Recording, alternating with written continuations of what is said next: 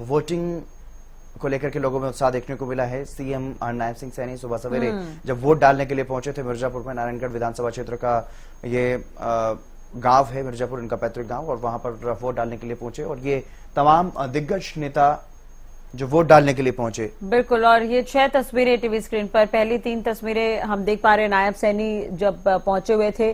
पूर्व मुख्यमंत्री मनोहर लाल ने भी वोट डाला है।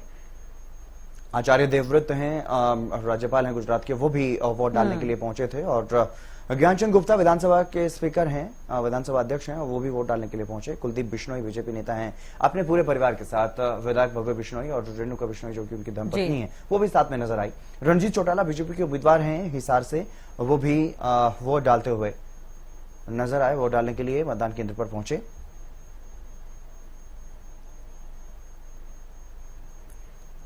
तो ये तस्वीरें, 8 तस्वीरें अब आप देख पा रहे हैं। नायब सैनी, मुख्यमंत्री, पूर्व सीएम मनोहर लाल और भूपेंद्र हुड्डा और दीपेंद्र हुड्डा भी एक साथ नजर आए। पूरे परिवार के साथ भूपेंद्र हुड्डा वोट डालने के लिए पहुंचे मतदान केंद्र पर, और गोपाल कांडा सिरसा विधायक है, अपने परिवार के साथ वोट डालने के लिए पहुंचे मतदान केंद्र पर। खजांची धर्मशाला में इन्होंने अपने मताधिकार का इस्तेमाल किया। आचार्य देवव्रत राज्यपाल हैं गुजरात के, लेकिन हरियाणा से जुड़े हुए हैं, हरियाणा में इनका वोट है, तो अपने मतदान केंद्र पर वोट डालने के लिए पहुंचे। विधानसभा स्पीकर ज्ञानचंद गुप्ता वोट डालने पहुंचे और कुलदीप बिश्नोई, रणजीत चौटाला भी वोट डालने के लिए मतदान केंद्रों पर पहुंचे और वोट इन्होंने डाला। कंवरपाल गुर्जर, कैबिनेट मंत्री मूलचंद शर्मा, बनवारी लाल और अभय यादव जो कि राज्य मंत्री हैं सरकार में, तो इन चारों नेताओं ने भी अपने मताधिकार का इस्तेमाल किया है, वोट डाला है। सुबह से ही वोटिंग जारी है। सुबह 7 बजे से मतदान चल रहा है। प्रदेश की 10 की 10 लोकसभा सीटों पर मतदान हो रहा है, तो वहीं एक सीट विधानसभा उपचुनाव करनाल में भी हो रहा है, उसके लिए भी लोग वोट कर रहे हैं और लगभग सभी सीटों पर काफी दिलचस्प मुकाबला है इस बार राशि। बिल्कुल, और अगर हम अपने स्क्रीन की ही बात करें तो हितेंद्र, लगातार हम वोट परसेंटेज भी दिखा रहे हैं, अलग अलग जगहों पर कहां पर कितने मतदान हुए वो भी हम परसेंट वाइज दिखाने की कोशिश कर रहे हैं। 2019 के आंकड़े भी टीवी स्क्रीन पर देख सकते हैं। कौन कौन सी सीट पर किन के बीच मुकाबला है वो भी हम टीवी स्क्रीन पर लगातार दिखा रहे हैं। और बिल्कुल, और ये 4 तस्वीरें भी हैं जहां पर जो दिग्गज हैं वोट डालने के लिए पहुंचे, और जब इस तरफ अगर आप देखेंगे तो किन के बीच कौन सी सीट पर कैसा मुकाबला है वो देखने अहम बात अगर मैं करूं राशि, तो टीवी स्क्रीन पर सबसे नीचे देखिए आप, उन वोट वीरों की तस्वीरें भी हम दिखा रहे हैं जो वोट डाल करके अपनी सेल्फी हरियाणा न्यूज को भेज रहे हैं। तो आप भी देर मत कीजिए, अगर आपने वोट किया है, आप भी, नंबर भी लगातार फ्लैश हो रहा है जिस नंबर पर आप ये फोटो भेज सकते हैं, सेल्फी लेकर के अपने उंगली पर जो लगा हुआ निशान है उसको जरूर दिखाएं और फोटो अपनी लें, सेल्फी लें और वो हरियाणा न्यूज को भेजें ताकि आप भी अपनी तस्वीर हरियाणा न्यूज की स्क्रीन पर देख सकें। तो आज का दिन बेहद महत्वपूर्ण है आपके लिए, तो यह खास दिन है हरियाणा के लोगों के लिए। छठे चरण का यह मतदान आज हो रहा है। हरियाणा में 10 की 10 सीटों पर मतदान हो रहा है और सरकार चुनने की जिम्मेदारी हम ही लोगों की है। तो आप अगर अपने मताधिकार का इस्तेमाल कर चुके हैं, अपनी फोटो, अपनी सेल्फी लें और हरियाणा न्यूज को भेजें ताकि यहां पर आपकी सेल्फी दिखाई जा सके। ठीक, मनीष खटाना जी हैं, कांग्रेस से हमारे साथ जुड़े हुए हैं, विकास मेहता इनेलो की तरफ से हमारे साथ जुड़े हुए। आप दोनों का बहुत बहुत स्वागत है। मनीष जी, क्या लग रहा है अब तक के रुझान जो है प्रतिशत के साथ सामने आ रखे हैं, कितनी कड़ी टक्कर आप मान रहे हैं?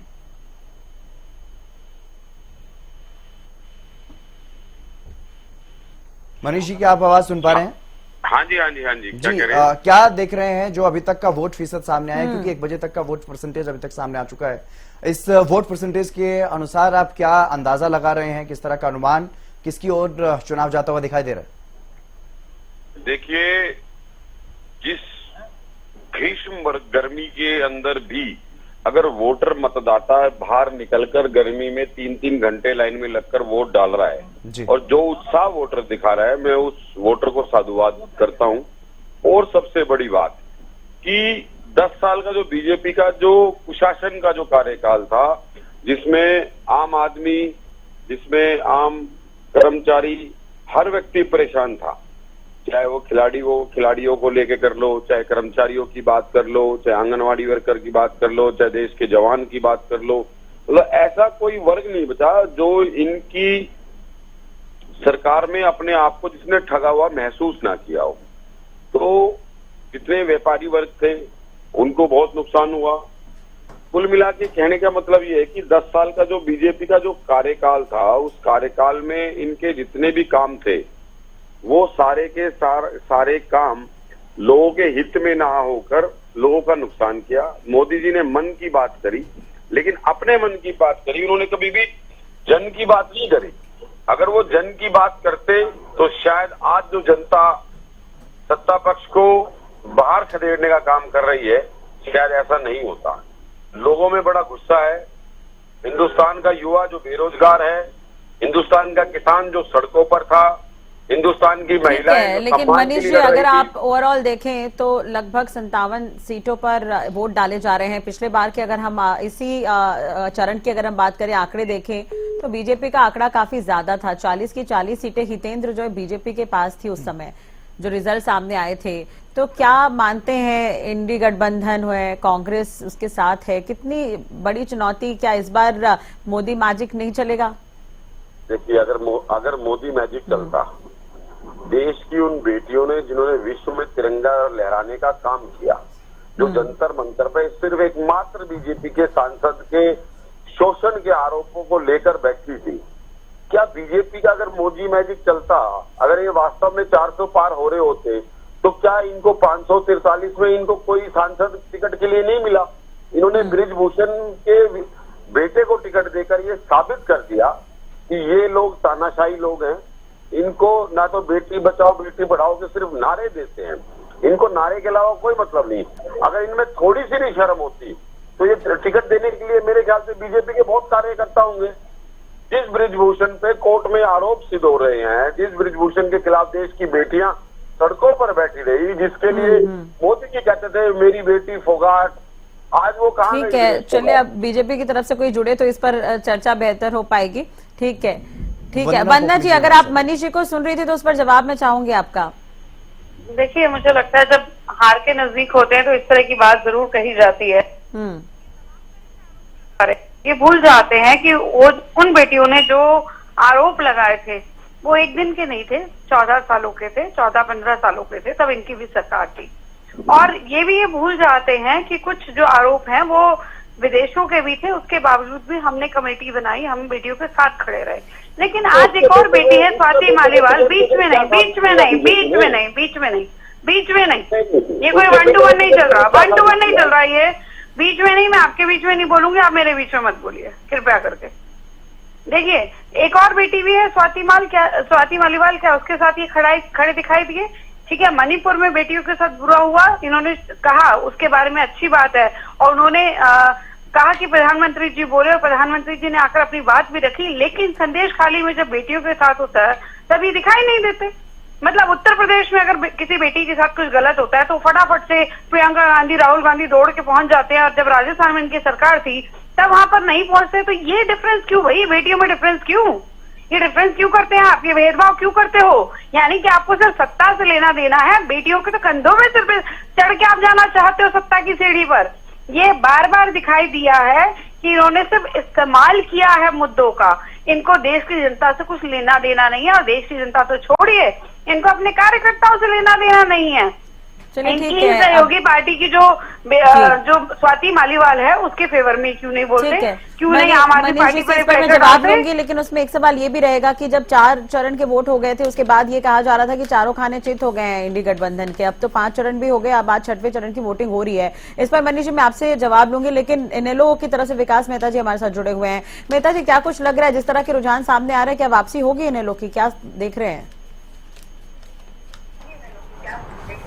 देखिए, जो पूरे हरियाणा प्रदेश में इस समय जो वोटिंग का परसेंटेज है, इतनी कड़ी धूप के अंदर लोग बाहर निकलकर वोट डाल रहे हैं, उससे लगता है कि जो सरकार के खिलाफ जो फतवा है, जो जनादेश है, वो जनता दिखाने का काम कर रही है और सरकार के खिलाफ वोटिंग हो रही है। तो बात करें इंडियन नेशनल लोकदल की तो बिल्कुल, लेकिन बीजेपी कांग्रेस तो आपको कॉम्पिटिटर मान ही नहीं रही है, वो तो ये कह रहे हैं आप लोग 4थे-5वें नंबर की लड़ाई लड़ रहे हैं, कॉम्पिटिटर आप लोग है ही नहीं। बीजेपी और कांग्रेस के मानने से ये तय नहीं हो जाता कि क्या रिजल्ट आएगा। उनके मानने से कुछ भी नहीं होगा। बीजेपी और कांग्रेस दोनों को हरियाणा प्रदेश की जनता देख चुकी है। बीजेपी को 10 साल से, उससे पीछे कांग्रेस को भी देख चुकी है। इंडियन नेशनल लोकदल को एक विकल्प के तौर पे हरियाणा की जनता ने चुना है और आने वाले जब भी 4 जून को जो इसका रिजल्ट आएगा तो उसमें पता चल जाएगा कि इंडियन नेशनल लोकदल हरियाणा प्रदेश में बहुत ही मजबूत तरीके से कितनी सीटों पर आप मान रहे हैं कि आपको विजय मिलेगी? रिजल्ट आएगा उसमें हम नजर आएंगे। विकास जी, कितनी सीटों पर आप अपने आप को मजबूत मान रहे हैं, फाइट में मान रहे हैं? कितनी सीटों पर आप जीत हासिल कर सकते हैं? क्या कुछ संभावनाएं लग रही हैं? देखिए, मजबूत तो हम सभी सीटों पर हैं। 10 की 10 सीटों पर हम मजबूत खड़े हैं। हमारे जो जहां हमारे उम्मीदवार हैं और कुछ भिवानी और इन सीटों पर हमने एक पार्टी को समर्थन दे रखा है। हमारे उम्मीदवार मजबूती से चुनाव लड़े हैं और कुरुक्षेत्र, हिसार और सिरसा में हम बिल्कुल कड़े मुकाबले में हैं और हम यहां से जीत दर्ज करने जा रहे हैं। यानी कि आप मान रहे हैं कि आप सिर्फ 3 सीटों पर फाइट में हैं जहां पर आपकी जीत भी हो सकती है, या फिर टक्कर में आप अपने आप को मान रहे हैं? विकास जी, सर फाइट पर तो हम 10 की 10 सीटों पर हैं। आप ही कह रहे हैं कि कड़ी टक्कर तो इन 3 सीटों पर है, आप ही तो कह रहे हैं। इसका मतलब या तो बाकी जगहों पर आप एक तरफा जीत रहे हैं या फिर अपने आप को टक्कर में नहीं मान रहे हैं। बिल्कुल टक्कर में मान रहे हैं सर। हम 10 की 10, मैंने यही कहा कि 10 की 10 सीटों पर हमने बहुत ही मजबूती से चुनाव लड़ा है। इंडियन नेशनल लोकदल पार्टी एक ऐसी पार्टी है जो कभी भी हार नहीं मानती, मजबूती से चुनाव लड़ते हैं। बिल्कुल। मैंने मनीष जी से भी एक सवाल पूछा था, मेहता जी बने रहेगा हमारे साथ, कि जब 4 चरण के वोट हो गए थे तो मनीष जी बार बार कहा जा रहा था कि इंडी गठबंधन के तो चारों खाने चित हो गए, अब तो 5 चरण की भी वोटिंग हो गई है, 6वें चरण क्या चल रही है?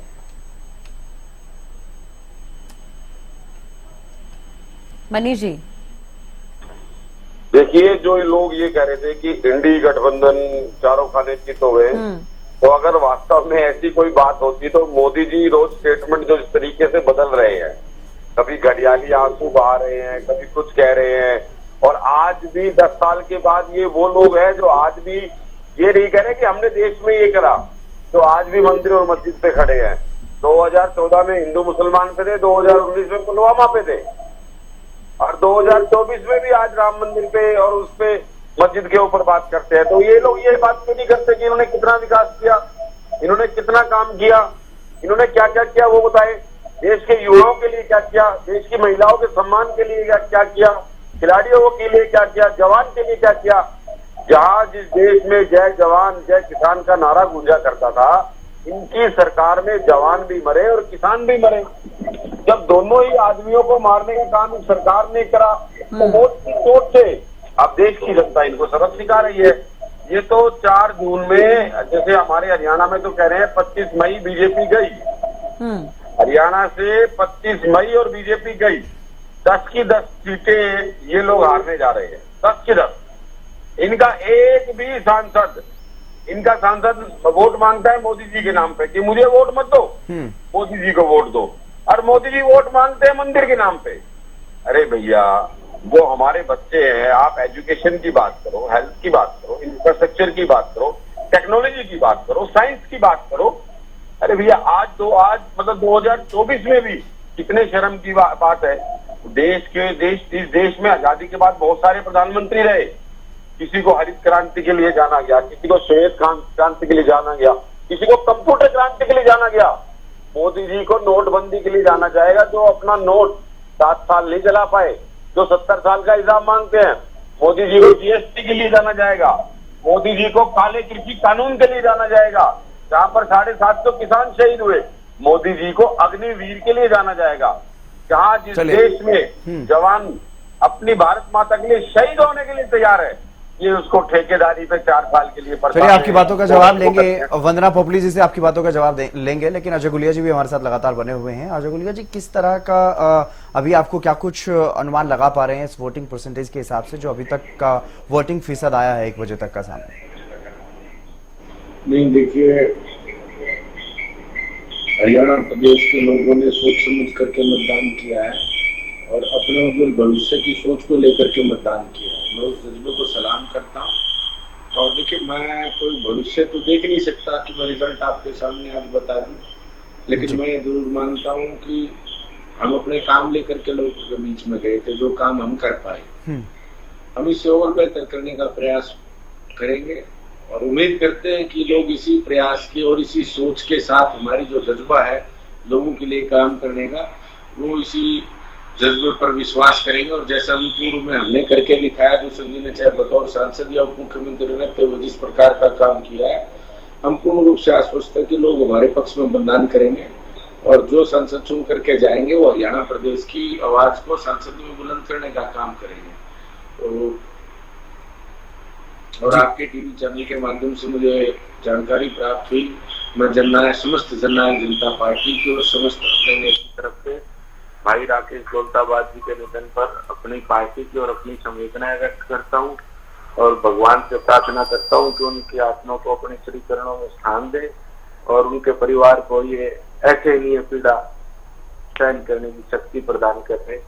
हमने भाई के साथ काम किया, बहुत नेक दिल इंसान और साफ समीचो और हमेशा लोगों के लिए काम करने वाले व्यक्ति राकेश दौलताबाद जी से हमारे दल में रहे और व्यक्तिगत रूप से भी उनके साथ काम करने का अवसर प्राप्त हुआ।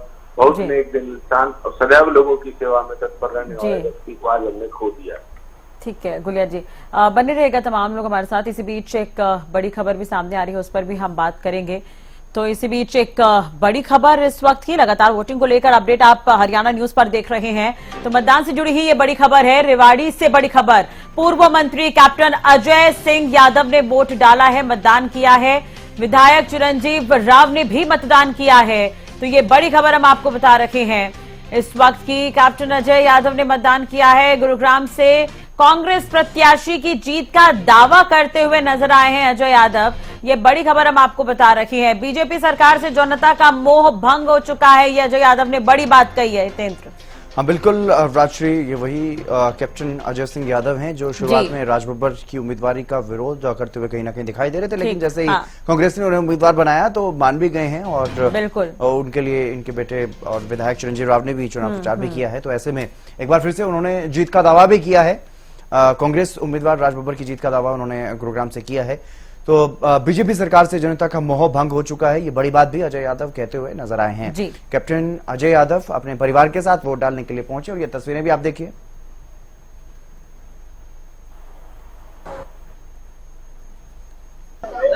आज जो है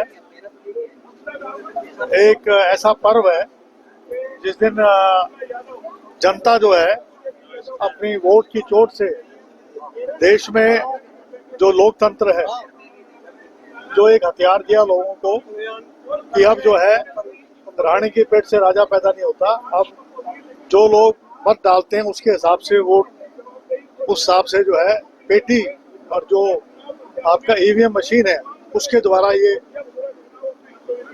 रिजल्ट आते हैं कि कौन प्रतिनिधि बनेगा जनता का। और आज लोकतंत्र और संविधान को बचाने की बात थी।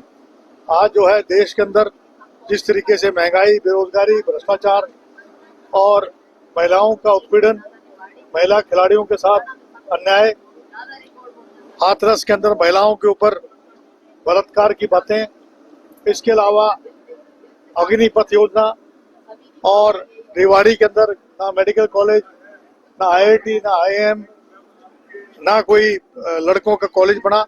तो किसी प्रकार से यहाँ तक कि पानी भी जो है एक नया प्लांट नहीं लग पाया।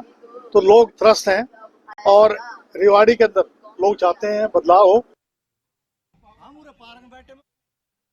चलिए बात कर लेते हैं इसी बीच एक और बड़ी और अहम खबर की। तो इस वक्त की बड़ी खबर मतदान से जुड़ी हुई उचाना से बड़ी खबर है। पूर्व केंद्रीय मंत्री चौधरी बीरेंद्र सिंह ने परिवार के साथ वोट डाला है। तो इस वक्त की बड़ी खबर हम आपको बता रहे हैं। पूर्व विधायक प्रेमलता सिंह ने भी मतदान किया है, परिवार के साथ पहुंचे मतदान करने के लिए बीरेंद्र सिंह। और ये बड़ी खबर हम आपको बता रहे हैं, पूर्व सांसद ब्रिजेंद्र सिंह ने भी वोट डाला है। तो ये बड़ी खबर इस वक्त की। तो ये बड़ी खबर है, डूमरखां कला गांव में बूथ नंबर 1 पर वोटिंग करने के लिए पहुंचा पूरा परिवार चौधरी बीरेंद्र सिंह का। और पूर्व केंद्रीय मंत्री चौधरी बीरेंद्र सिंह ने अपने परिवार के साथ अपने बेटे चौधरी ब्रिजेंद्र और अपनी धर्मपत्नी प्रेमलता सिंह के साथ वो पहुंचे मतदान केंद्र पर वोट डालने के लिए और अपने मताधिकार का इस्तेमाल किया है। चुनाव से ठीक पहले पूर्व सांसद ब्रिजेंद्र सिंह कांग्रेस में शामिल हुए। उम्मीद थी कि कहीं से टिकट मिलेगी, हिसार से या सोनीपत से, लेकिन कहीं से भी टिकट नहीं मिली। दोनों हाथी खाली रह गए। एसी लिए माना जा रहा था कि इसीलिए टिकट के लिए ही कांग्रेस में शामिल हुए। लेकिन अब ये तस्वीरें आप देखिए, प्रेमलता दिखाई दे रही है इस तस्वीर में, और चौधरी वीरेंद्र सिंह और पूर्व सांसद बृजेंद्र सिंह वोट डालने के लिए जब पहुंचे। बिल्कुल, और हिसार सीट पर ही अगर हम बात करें हितेंद्र, तो काफी वर्चस्व इनका माना जाता है, काफी टफ कैंडिडेट रहे हैं कांग्रेस में। जब ये शामिल हुए थे तो उन्होंने बहुत जमकर निशाना साधा था, और आउटस्पोकन जैसा इनका जो छवि जो रही है इनकी, उसकी वजह से हर बार सुर्खियों में बने रहते हैं। तो चलिए, परिवार के साथ वोट डालने के लिए पहुंचे और मतदान से, चुनाव से ठीक पहले जैसा कि आपने बताया कि कांग्रेस में शामिल हुए, और उसके बाद ये मतदान उन्होंने किया है। तस्वीरें दिखा रहे हैं हम टीवी स्क्रीन पर लगातार। बिल्कुल, काफी सुर्खियों में रहा है ये परिवार, क्योंकि उचाना में टफ फाइट थी प्रेमलता और दुष्यंत चौटाला के बीच में। दुष्यंत चौटाला जीते, प्रेमलता हार गई थी भारतीय जनता पार्टी की टिकट पर। तो उसके बाद से लगातार दुष्यंत चौटाला पर हमलावर रहा है ये पूरा का पूरा परिवार, चाहे चौधरी वीरेंद्र सिंह की बात करें, प्रेमलता की बात करें। और जब गठबंधन भी हुआ था तो भी इन्हें वो रास नहीं था। जब बीजेपी और जेजेपी साथ मिलकर सरकार चला रही थी तो कई बार ये मुखर होकर यहाँ पर विरोध करते नजर आए, लेकिन जब कांग्रेस में शामिल हो गए तो उन्होंने कई बड़ी बातें कही। गजब का इत्तेफाक रहा कि जैसे ही ये कांग्रेस में गए वैसे ही बीजेपी और जेजेपी का गठबंधन भी टूट गया। तो शायद हो सकता है उसके बाद इन्हें पछतावा भी हुआ हो क्यों कांग्रेस का दामन थाम लिया। लेकिन अब जो हो गया सो हो गया। ना बीजेपी की तरफ से टिकट मिल पाई और ना ही कांग्रेस की तरफ से टिकट मिल पाई। तो इस बार तो बेरंग कहीं ना कहीं चौधरी वीरेंद्र सिंह का परिवार, लेकिन विधानसभा चुनाव में शायद मौका मिलेगा, और किसे मौका मिलेगा ये भी देखने वाली और कांग्रेस की लिस्ट जो सामने आई थी तो ऐसा हिसार सीट ही नहीं है, और भी कई सीटें रही हैं जहां पर थोड़ी बहुत कंट्रोवर्सी कांग्रेस में देखने को मिली है।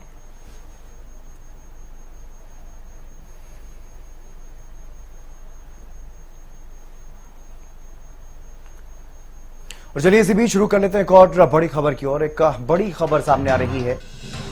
विधायक राकेश दौलताबाद के निधन पर प्रधानमंत्री नरेंद्र मोदी ने भी दुख जताया है। उन्होंने लिखा है कि दौलताबाद के आकस्मिक निधन से अत्यंत दुख हुआ। अपनी मेहनत और लगन से उन्होंने कम उम्र में अलग पहचान बनाई। राकेश दौलताबाद के निधन से प्रदेश की राजनीति को बड़ा नुकसान हुआ है। ईश्वर शोक की घड़ी में परिजनों और समर्थकों को संबल प्रदान करें।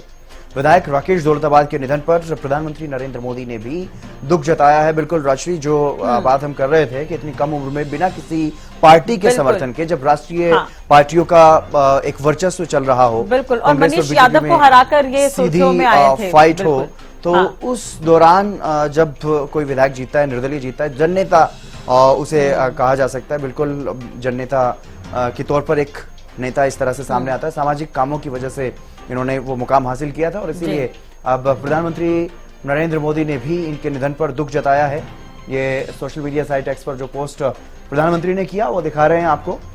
हरियाणा के विधायक राकेश दौलताबाद जी के आकस्मिक निधन से अत्यंत दुख हुआ है। अपनी मेहनत और लगन से उन्होंने बहुत ही कम उम्र में लोगों के बीच एक अलग पहचान बनाई थी। उनका जाना प्रदेश की राजनीति के लिए एक बड़ा नुकसान है। ईश्वर शोक की इस घड़ी में उनके परिजनों और समर्थकों को संबल प्रदान करें। ओम शांति। ये बातें सोशल मीडिया साइट पर प्रधानमंत्री नरेंद्र मोदी की तरफ से लिखी गई हैं। तो विधायक राकेश दौलताबाद, जो कि बादशाहपुर सीट से निर्दलीय चुने गए थे साल 2019 में, इससे पहले भी 2 बार लगातार उन्होंने चुनाव लड़ा, और 2014 में काफी टफ फाइट यहां पर रही थी, लेकिन हार गए थे, जीत नहीं पाए थे, और 2019 में जीते, अच्छी जीत हासिल की। उसके बाद लगातार भारतीय जनता पार्टी की सरकार को समर्थन दिया। अभी सुर्खियों में रहे जब कुछ निर्दलीय विधायकों ने कांग्रेस को समर्थन दिया, सुर्खियों में रहे थे, लेकिन भारतीय जनता पार्टी के साथ ही रहे, कांग्रेस के साथ नहीं गए। और आज ये खबर सामने आती है, ये दुखद जानकारी सामने आई कि उनका हार्ट अटैक की वजह से निधन हो गया है। अपने क्षेत्र में सामाजिक कार्यों की वजह से इनकी एक पहचान थी, अच्छी छवि थी। हाँ। और तमाम लोग इस पर दुख जता चुके हैं, जैसा कि हमने से पहले भी सोशल मीडिया पोस्ट दिखाया था। इस पर मुख्यमंत्री नायब सैनी और भूपेंद्र हुड्डा ने भी दुख जताया है इस पर, अभय चौटाला ने भी इस पर दुख जताया है। हरियाणा लोकहित पार्टी सुप्रीमो गोपाल कांडा भी इनके निधन पर दुख जताते हुए नजर आए। प्रधानमंत्री नरेंद्र मोदी ने भी सोशल मीडिया पोस्ट किया है और दुख जताया है विधायक राकेश दौलताबाद के निधन पर। उन्होंने ये भी लिखा है इसमें कि अचानक ऐसे चले जाना, आकस्मिक निधन, ये खबर सुनकर बेहद दुख। अपनी मेहनत और बेहद कम उम्र में इन्होंने अपनी एक राजनीति में अलग पहचान बनाई है, और प्रदेश की राजनीति को बड़ा नुकसान यहां पर प्रधानमंत्री बताते हुए नजर आए।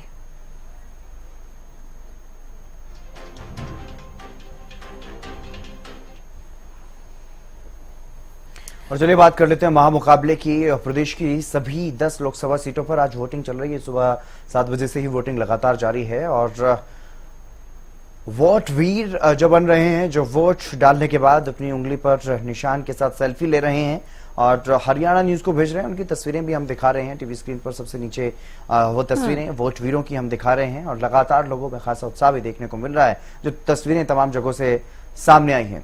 जी बिल्कुल, तमाम मेहमान भी हमारे साथ जुड़े हुए हैं। हितेंद्र, उनके पास भी वापस चलते हैं। मनीष कटाना जी हमारे साथ जुड़े हुए हैं, वंदना जी हमारे साथ जुड़ी हुई हैं, गुलिया जी हमारे साथ जुड़े हुए हैं, मेहता जी हमारे साथ बने हुए हैं। वंदना जी, आपने अभी कुछ देर पहले कैप्टन अजय यादव को सुना होगा। साफ तौर पर वो कहते हुए नजर आ रहे हैं कि बीजेपी से जनता का मोह भंग हो गया है। जिसका खुद का कांग्रेस में दम घुट रहा हो वो जनता का ठेका उठाए, वो अच्छा नहीं लगता। जो खुद बार बार कहते रहे कि मेरा जो है दम घुट रहा है कांग्रेस के अंदर, आज वो बता रहे हैं कि जनता क्या सोच रही है। कमाल ही हो गया ये तो। मतलब कम से कम पहले ये तो देख लीजिए। मतलब मुझे ना बड़ी हैरानी होती है कि कोई भी व्यक्ति कुछ बोलने से पहले कुछ सोचता नहीं है कि मैंने पहले क्या कहा है, अब क्या कहा है। मुझे याद है कि किस प्रकार से जब रेवाड़ी की ही जनता के बीच में जब ये एक बार गए थे और जब इन पे प्रश्न उठाए गए थे कि नौकरियों के बदले पैसों की बात हुई थी, तो उन्होंने अपना जूता तक निकाल लिया था। आज हाँ, एक बात उन्होंने बड़ी सही कही कि रेवाड़ी बदलाव चाह रहा है और रेवाड़ी विधानसभा जरूर बदलाव चाह रहा है। इनका जो बेटा है वो अगली बार मुझे नहीं लगता ना उनको टिकट मिले, हुड्डा जी टिकट ना लेने दें, और टिकट मिल भी गई तो जनता जो है उनको जीतने ना दे, ये वाली सिचुएशन होगी। अभी मनीष कटाना जी भी यहाँ पर बड़ी बड़ी बातें कर रहे थे। मुझे लगता है कि जब वो कहते हैं कि मुद्दों पे बात करो तो कम से कम अपने नेताओं को बता दो भाई मुद्दे क्या होते हैं। हम तो मुद्दों की बात कर रहे थे, हमने जो काम कर रहे हैं वो गिना रहे हैं, लेकिन इनको पता है कि काम के आगे इनकी कहीं पर चलती नहीं है। तो विरासत टैक्स की बात कर रहा था, ये कौन बात कर रहा था कि आरक्षण खत्म हो जाएगा, ये कौन बोल रहा था कि मोदी जी आए तो इलेक्शन नहीं होंगे। तो ये इस तरह की बातें कहना और फैलाना, और क्योंकि पता है काम के मामले में कहीं ठहरते नहीं, विश्व में जिस प्रकार से हम शक्ति बन रहे हैं उस मामले में कहीं ठहरते नहीं, तो ये भटकाने का काम करते हैं। ये कहते हैं कि हमने मुस्लिम आरक्षण में कहाँ पर अपने कौन से उसमें लिखा न्याय पत्र में, तो भाई हमारे कौन से संकल्प पत्र में लिखा। मोदी जी तो बार बार कह रहे हैं कि आरक्षण को कोई छू भी नहीं सकता। बाबा साहब खुद भी आए तो भी संविधान को नहीं बदल सकते, वो इतना स्ट्रांग हो चुका है। और 383 लोकसभा की सीटें थी हमारे पास जब 370 खत्म किया, तो आरक्षण तो 2/3 मेजोरिटी चाहिए होती है, वो तो ऑलरेडी थी हमारे पास, तब खत्म कर देते। उसके हमें इंतजार करने की जरूरत क्या। अभी तो बड़े डिसीजन लेने का समय आया है और जनता इस चीज को समझ रही है कि मोदी जी देश हित में बड़े डिसीजन लेंगे। हम जब विकसित भारत की बात करते हैं, हम तीसरी सबसे बड़ी अर्थव्यवस्था की बात करते हैं, जब हम बताते हैं कि हमने सेना के लिए कितने अच्छे ढंग से काम किया, तो ये अग्निवीर को लेकर भ्रम फैलाने की कोशिश करते हैं। भाई हमारी सेना का एक फिक्स लिमिट है कि इससे ज्यादा हम नहीं बढ़ा सकते यूएनओ के नॉर्म्स के हिसाब से। तो हमने क्या किया, इतना ज्यादा जो है लोगों को लेना शुरू किया ताकि वो उसमें से एक पार्ट तो चला जाए आगे और बाकी ट्रेन करके बाकी सब जगह जो है वो अपनी सेवाएं दें। बिल्कुल वंदना जी, अगर हम 6 चरण में जाएंगे तो 6 चरण के 6 मुद्दे, मतलब जैसे जैसे एक चरण के चुनाव होते गए दूसरे चरण तक हम पहुंचे, मुद्दे बदलते रहे हैं। कभी मंगलसूत्र पर आए, कभी ओबीसी सर्टिफिकेट पर आए, बंगाल से वो शुरू हुआ, यूपी तक पहुंचा, ये तमाम तरह की चीजें हैं। खैर, अगर हम हरियाणा की ही बात करें तो मनीष जी, आपने सुना अभी वंदना जी को, उन्होंने सीधे सीधे उस पर ही निशाना साध दिया जब लिस्ट सामने आई थी। कैप्टन अजय यादव की नाराजगी उस वक्त थोड़ी सी देखने को मिली थी। जो कह रही है कि यूएनओ के नॉर्म्स के हिसाब से, तो मुझे तो कहीं ऐसा कोई नॉर्म्स हमने तो कभी पढ़ा नहीं, पता नहीं वंदना जी ने कौन सी किताबें पढ़ी है। और दूसरी बात जो ये कह रहे हैं कि हमने डिसीजन लेने अभी बाकी है, हम अभी डिसीजन लेंगे, तो डिसीजन जो मोदी जी ने 10 साल में लिए वो सबके सामने है। किसान के लिए डिसीजन लिया, कितने किसान शहीद हुए बताओ। जवान के लिए डिसीजन लिया, 4 साल की जो इन्होंने ठेकेदारी रखी, कितने जवान आज भर्ती हो रहे हैं। आज देखिए आप गाँव में कितने जवान जाके सूझबूझ दौड़ लगा रहे हैं। महिलाओं के लिए इन्होंने डिसीजन लिया, देख लीजिए महिलाओं की क्या दुर्गति करी इन्होंने देश के अंदर। दिल्ली की सड़कों पर उन महिलाओं का जिनका विश्व में तिरंगा लहराने का रिकॉर्ड है, वो दिल्ली की सड़कों पर बैठी गई। तो जवान के लिए, किसान के लिए, महिलाओं के लिए, कर्मचारियों के लिए इन्होंने क्या किया। व्यापारियों के लिए जीएसटी में 56 बार अमेंडमेंट करना पड़ा, व्यापारियों के लिए 56 बार जीएसटी अमेंडमेंट, अपना लोन के 7 साल नहीं चला पाए, बड़ी बड़ी बातें कर रहे हैं। क्या डिसीजन लिया? अरे भैया मन की बात, जरूरी बात, आर्मी चीफ को सड़क का मन की बात बहुत हो गई, सुन लीजिए बात बहुत हो गई। आप सुनिए, आपने मेरे को बोला, मैं चुप हो गया था।